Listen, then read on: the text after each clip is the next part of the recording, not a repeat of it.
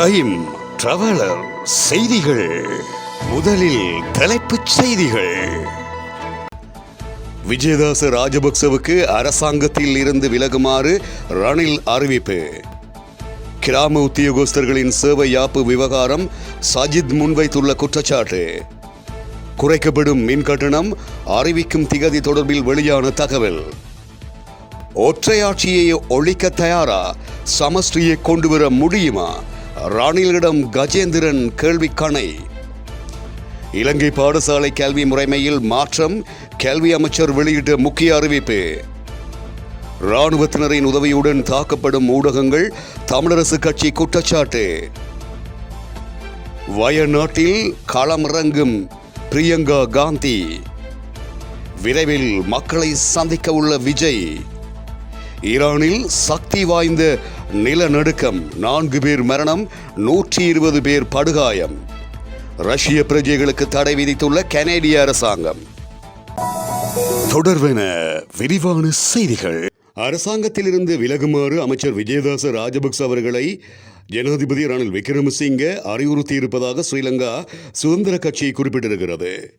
கட்சியின் அரசியல் குழுவில் விஜயதாச ராஜபக்ச இதனை குறிப்பிட்டிருப்பதாக கட்சியின் சிரேஷ்ட உப தலைவர் பேராசிரியர் ரோகண லகே பேதாச குறிப்பிட்டார்.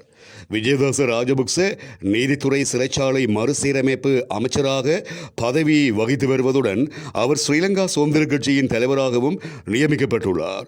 எனினும் அவர் அந்த பதவியில் பணியாற்ற தடை விதித்தும் நீதிமன்றம் உத்தரவு பிறப்பித்துள்ளது.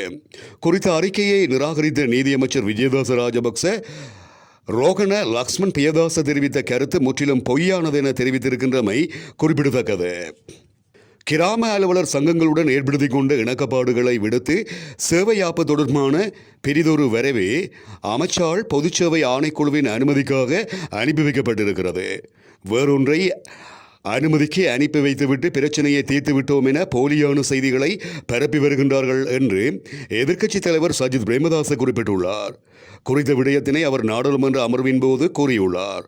கிராம உத்தியோகஸ்தர்களின் சேவையாப்பு, சம்பள விகிதங்கள் உள்ளிட்ட பிரச்சனைகள் குறித்து அமைச்சர்கள் மத்தியில் பலமுறை கேள்வி எழுப்பப்பட்டு கலந்துரையாடல்கள் நடத்தப்பட்டது. கிராம உத்தியோகஸ்தர்களின் கொடுப்பனவுகளை அதிகரிப்பது குறித்து எந்த பரிந்துரையும் மேற்கொள்ளப்படவில்லை. 2016ஆம் ஆண்டில் வழங்கப்பட்ட 600 ரூபாய் உதவித்தொகை இப்போதும் வழங்கப்படுகிறது. கிராமப்புறங்களில் 1000 ரூபாய் முதல் 2000 ரூபாய் வரையிலும், நகர்ப்புறங்களில் அலுவலக கொடுப்பனவு 3000 ரூபாய் வரை அதிகரிக்கப்பட்டாலும் அது போதுமானதொன்றாக இல்லை. அலுவலக கட்டணத்தை சம்பளத்தில் இருந்து செலுத்தி அலுவலக வசதிகளை பெற்று வருகின்றனர்.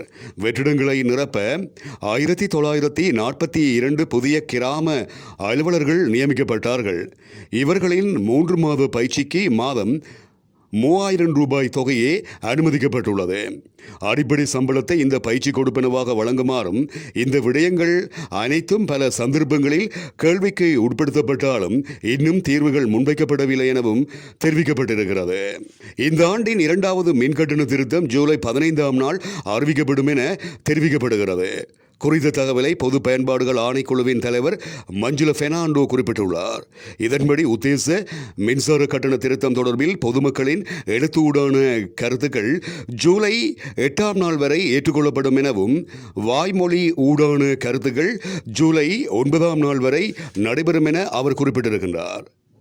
இந்த முறை மேற்கொள்ளப்பட இருக்கின்ற கட்டண திருத்தத்தில் மின்கட்டணம் குறைக்கப்பட உள்ளது. அதன்படி குறைக்கப்பட்ட மின்கட்டணத்தினுடைய சதவீதங்கள் ஜூலை 15ஆம் நாள் அறிவிக்கப்படும். இலங்கையில் ஒற்றையாட்சியை ஒழித்து சமஷ்டி அரசியல் யாப்பை கொண்டுவர முடியுமா என அதிபர் ரணில் விக்ரமசிங்க அவர்களிடம் தமிழ் தேசிய மக்கள் முன்னணியின் நாடாளுமன்ற உறுப்பினர் செல்வராசா கஜேந்திரன் கேள்வி எழுப்பியுள்ளார். நாடாளுமன்றத்தில் உரையாற்றும் போதே அவர் இவ்வாறு கேள்வியை எழுப்பியிருக்கின்றார். அதிபர் நாடாளுமன்றம் வந்து பொருளாதாரத்தை மீட்டெடுக்க பல முயற்சிகளை மேற்கொள்வதாக கூறி வருகின்ற நிலையில் இந்த நாட்டை பொருளாதார அழிவில் இருந்து மீட்டெடுப்பதற்கு செய்யப்பட வேண்டிய மிக பிரதானமான ஒரு கடமை இருக்கிறது என்பதை நான் ஜனாதிபதி அவர்களுடைய மேலான கவனத்துக்கு கொண்டு வர விரும்புகின்றேன். 75 வருடங்களாக இனங்களுக்கிடையில் இருந்த உறவை சீர்குலைத்து துருவமயப்படுத்தப்பட்டுள்ள ஒற்றையாட்சி முறைமையான அரசமைப்பு இந்த நாட்டினுடைய பொருளாதாரத்தை வங்குரோத்த நிலைக்கு கொண்டு வந்துள்ள ஒற்றையாட்சி முறைமையான அரசமைப்பு இந்த நாட்டினுடைய உயர் நீதிமன்றம் உட்பட சகல நீதிமன்றங்களையும் முடமாக்கி இருக்கின்ற ஒற்றையாட்சி முறைமையான அரசமைப்பு ஒழிக்கப்பட்டு சகல இனங்களும் தமிழ் தேசமும் சிங்கள தேசமும் இந்த நாட்டின் முன்னேற்றத்தில் பங்கேற்கக்கூடிய ஒரு சமஷ்டி அரசமைப்பை கொண்டு வரப்படுவதன் ஊடாக மட்டும்தான் அந்த முன்னேற்றத்தை நிரந்தரமாக ஏற்படுத்த முடியும்.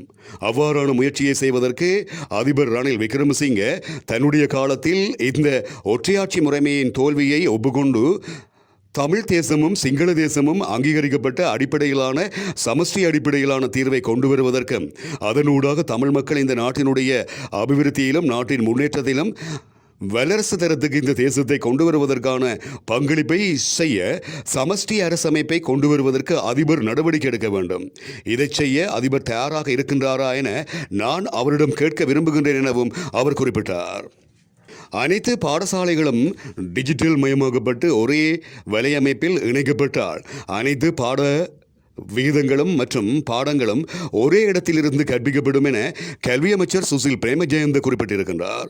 இது தொடர்பில் மேலும் தெரிவித்த அவர், அறிவை கண்டறிந்து மேம்படுத்துவதன் ஊடாக மாணவர்களுக்கு புதிய அறிவை புகட்டுவதற்கான திறன்களை பெறுவதற்கு ஆசிரியர்கள் இருக்க வேண்டும். அத்துடன் நிலைமையை நன்கு புரிந்து கொண்டு அந்த பிள்ளைகளுடைய நலனுக்காக மாறுவதற்கு தயாராக இருங்கள். மேலும் மாறிவரும் உலகம் மற்றும் கல்வி முறைகளுக்கேற்ப தன்னை மாற்றிக்கொள்ளாமல் சுற்றுச்சூழலையோ உலகையோ மாற்றுவது நியாயமற்ற செயல்கள் என்றும் சில ஆண்டுகளுக்கு மேல் தொடர முடியாதென்றும் அமைச்சர் குறிப்பிட்டிருக்கின்றார். இராணுவத்தினரின் உதவியுடன் யாழ்ப்பாணம் அச்சுவேலி பகுதியைச் சேர்ந்த ஊடகவியலாளர் தம்பித்துரை பிரதீபனின் வீட்டின் மீது தாக்குதல் நடவடிக்கைகள் மேற்கொள்ளப்பட்டிருப்பதாக இலங்கை தமிழரசு கட்சி தலைவர் சிவஞானம் ஸ்ரீதரன் குற்றம் சாட்டியுள்ளார். பாராளுமன்றத்தில் உரையாற்றும் போதே அவர் இந்த குற்றச்சாட்டை முன்வைத்துள்ளார். இந்த நிலையில் யாழ்ப்பாணத்தில் அண்மை நாட்களாக தொடரும் வாழ்வெட்டு உள்ளிட்ட வன்முறை சம்பவங்களின் பின்னணியில் பாதுகாப்பு படையினர் ரகசியமாக செயல்பட்டு வருகின்றார்களா என சந்தேகம் எழுந்திருப்பதாக அவர் குறிப்பிட்டிருக்கின்றார். இலங்கையில் அதிக இராணுவத்தினர் குவிக்கப்பட்டுள்ள யாழ்ப்பாணத்தில் அவர்களின் ஆதரவின்றி நள்ளிரவு வேளை வன்முறை கும்பலால் நடமாட முடியாதென சிவஞானம் ஸ்ரீதரன் இதன்போது சுட்டிக்காட்டியுள்ளார். பிரியங்கா காந்தி வயநாட்டில் போட்டியிட இருக்கின்றார் என காங்கிரஸ் தலைவர் மல்லிகார்ஜுன கார்கே குறிப்பிட்டிருக்கின்றார். நடந்து முடிந்த மக்களவைத் தேர்தலில் காங்கிரஸ் கட்சி சார்பாக உத்தரப்பிரதேச மாநிலம் ரேபரேலி மற்றும் கேரள மாநிலம் வயநாடு ஆகிய 2 தொகுதிகளிலும் போட்டியிட்டு ராகுல் காந்தி வெற்றி பெற்றுள்ளார். இதனைத் தொடர்ந்து 2இல் ஒரு தொகுதியை ராகுல் காந்தி ராஜினாமா செய்ய வேண்டும் என்ற கட்டாயம் காணப்பட்டதால் இது தொடர்பாக மல்லிகார்ஜுன கார்கேயின் டெல்லி இல்லத்தில் காங்கிரஸ் உயர்மட்ட குழுவின் ஆலோசனை கூட்டம் நடைபெற்றது. இதில் கார்கே, சோனியா காந்தி, ராகுல் காந்தி, KC வேணுகோபால் உள்ளிட்டோர் கலந்து கொண்டனர். இந்த கூட்டத்தை தொடர்ந்து செய்தியாளர்களிடம் பேசிய மல்லிகார்ஜுன கார்கே, வயநாடு MP பதவியை ராகுல் காந்தி ராஜினாமா செய்ய உள்ளார் எனவும் அவருக்கு பதிலாக பிரியங்கா காந்தி போட்டியிட இருக்கின்றார் எனவும் தெரிவித்தார். இதேவேளை வயநாடு மக்களுக்காக தானும் பிரியங்காவும் எப்போதும் குரல் கொடுப்போம் எனவும் வயநாட்டுக்கு அடிக்கடி செல்வேன் எனவும் ராகுல் காந்தி குறிப்பிட்டுள்ளார். அத்துடன் முதல் முறையாக தேர்தல் களத்துக்கு பிரியங்கா காந்தி வந்திருக்கும் சூழலில் தேர்தலை கண்டு தமக்கு அச்சமில்லை என்றும் அவர் குறிப்பிட்டிருக்கின்றார். 2026ஆம் ஆண்டு சட்டமன்ற தேர்தலுக்கு ஆயத்தமாகும் வகையில் விஜய் விரைவில் மக்களை சந்திக்க திட்டமிட்டு வருவதாக தகவல்கள் வெளியாகியுள்ளன. தமிழகம் முழுவதிலும் மக்கள் சந்திப்பு பயணங்கள் ஊடாக விஜய் மக்களை சந்திக்க இருப்பதாக கூறப்படுகிறது. மேலும் கட்சியின் கொள்கை பற்றிய தகவல்கள் கட்சியின் முதல் மாநாட்டில் வெளியிடப்பட இருப்பதாகவும் தகவல்கள் வெளியாகியுள்ளன. ஏற்கனவே 2026ஆம் ஆண்டு சட்டமன்ற தேர்தலில் போட்டியிடுவதில் மட்டுமே கவனம் செலுத்துவதாக தமிழக வெற்றிக் கழகம் அறிவித்திருந்தது. இடையில் வரும் மற்ற தேர்தல்களில் தமிழக வெற்றிக் கழகம் போட்டியிடாது என்றும் அறிவிக்கப்பட்டிருந்தமை இங்கு குறிப்பிடத்தக்கது. ஈரான் நாட்டின் வடகிழக்கு நகரமான காஷ்மீரில் சக்தி வாய்ந்த நிலநடுக்கம் பதிவாகியுள்ளதாக புவியியல் ஆய்வு மையம் குறிப்பிட்டிருக்கிறது. இந்த நிலநடுக்கமானது ரிக்டர் அளவில் 4.9 பதிவாகியிருப்பதாக தெரிவிக்கப்படுகிறது.